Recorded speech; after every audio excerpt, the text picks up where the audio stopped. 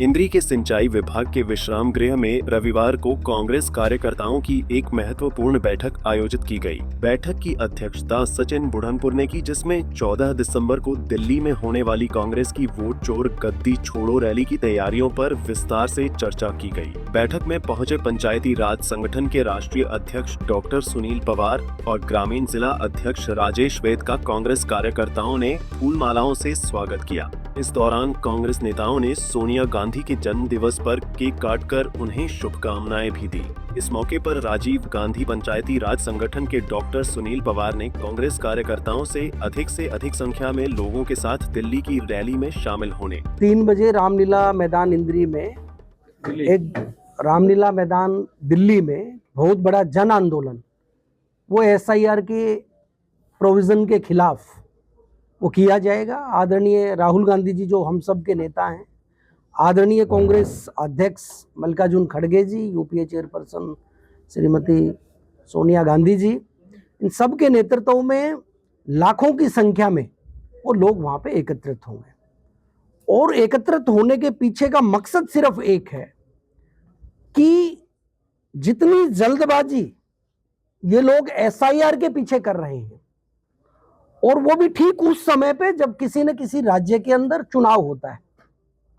SIR की प्रक्रिया 2-2.5 साल चलने वाली प्रक्रिया है, जिस प्रक्रिया के अंदर हमारा BLO वो हर घर के अंदर जाता है, वो वोटर को आइडेंटिफाई करता है, और आइडेंटिफाई के रूप में अलग अलग दस्तावेजों में जो आधार कार्ड है वो भी एक दस्तावेज शामिल होता है। लेकिन फिलहाल भारतीय जनता पार्टी ने बिहार चुनाव से पहले क्या किया कि उन्होंने SIR कराया और आधार कार्ड को मानने से इनकार कर दिया।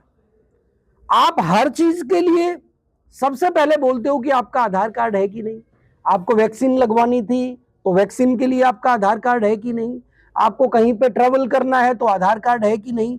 जब आधार कार्ड को अलग अलग चीजों के लिए आप वैलिड मानते हो, तो आपने उस आधार कार्ड को इसके अंदर वैध मानने से इनकार क्यों किया?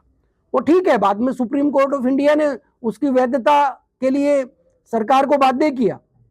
आज जो ये प्रक्रियाएं हैं और जो सरकार की जल्दबाजी है, वो जल्दबाजी ये इंगित करती है कि सत्ता को हासिल करने के लिए भारतीय जनता पार्टी के नेता किसी भी स्तर तक गिर के, कहीं भी लोकतंत्र की धज्जियां उड़ा के इस देश को विनाश की तरफ लेके जा सकते हैं।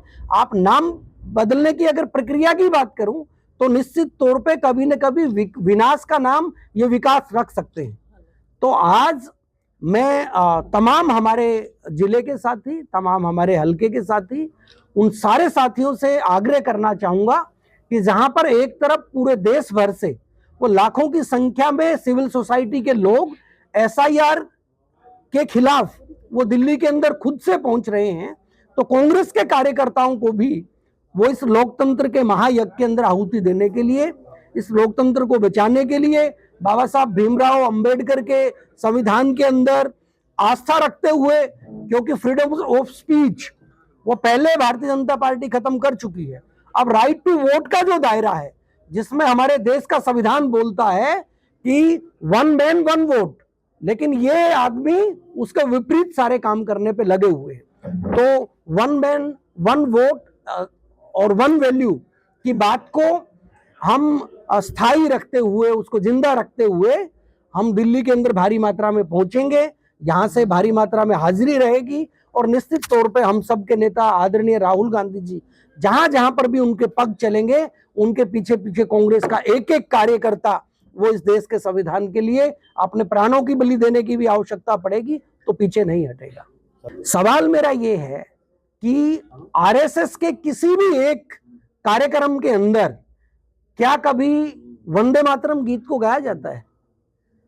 आज सबसे पहले अगर वंदे मातरम गाया गया तो कोलकाता अधिवेशन जब हुआ, वो देश के प्रधानमंत्री की तो हिम्मत नहीं थी कि वो देश की लोकसभा में बता पाए कि कोलकाता अधिवेशन वो कांग्रेस का अधिवेशन था। लेकिन आपके सामने मैं बताऊंगा कि कांग्रेस अधिवेशन जो कलकत्ता अधिवेशन था, सबसे पहले उसके अंदर वंदे मातरम गीत को गाया गया। और हमारे कांग्रेस पार्टी का एक कल्चर रहा है कि जब भी हमारी सभाएं होती हैं, जब भी हमारी संगठन की मीटिंग होती है, तो हम शुरुआती वंदे मातरम से करते हैं। वो लोग इस देश के झंडे के गुनाहगार हैं, वो लोग तिरंगे के गुनाहगार हैं, वो इस देश में राष्ट्रगीत के गुनाहगार हैं और निश्चित तौर पे उस देश के संविधान के भी गुनाहगार हैं।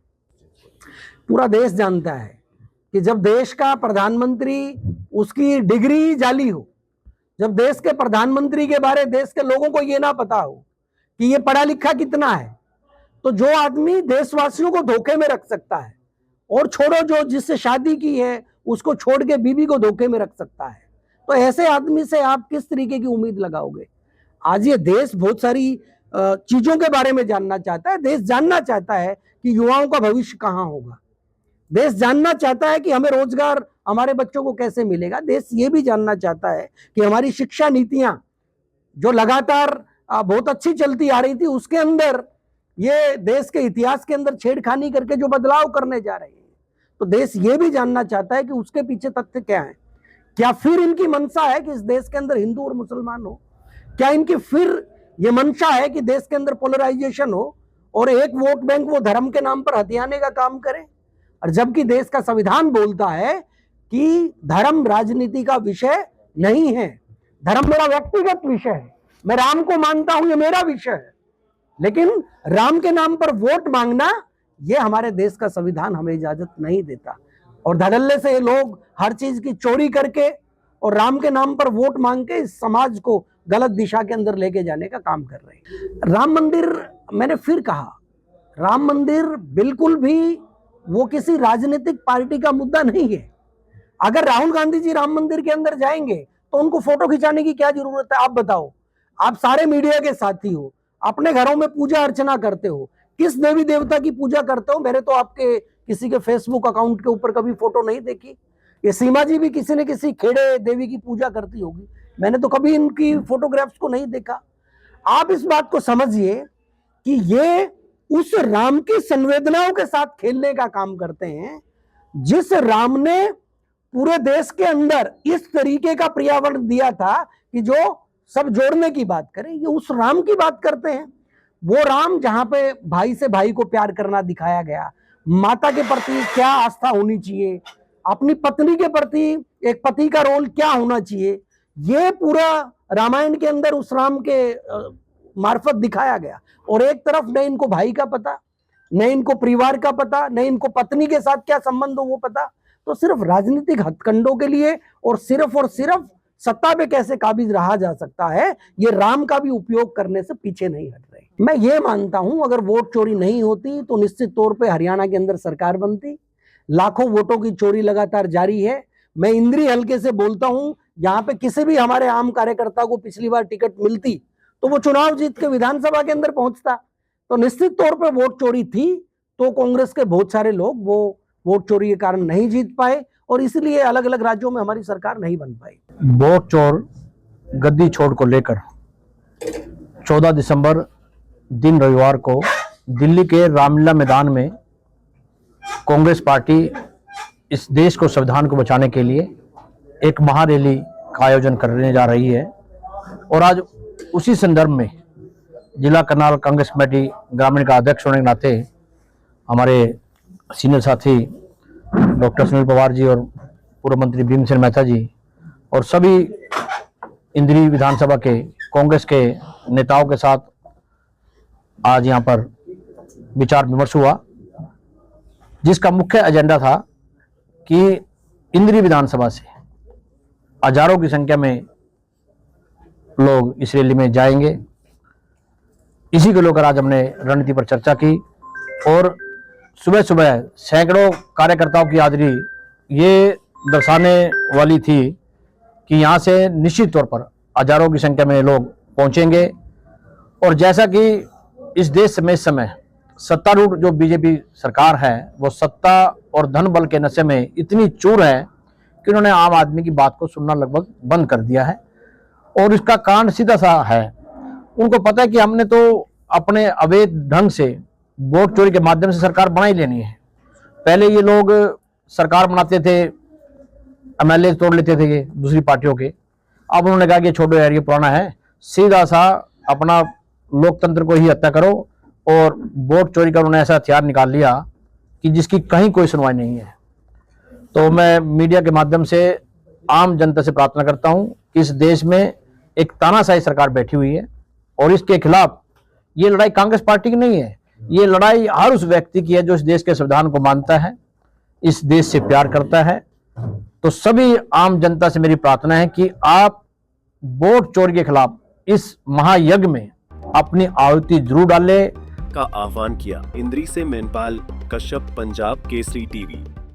हमसे जुड़े रहने के लिए हमारे YouTube चैनल को सब्सक्राइब करें और नई वीडियो की नोटिफिकेशन के लिए बेल आइकॉन को दबाएं।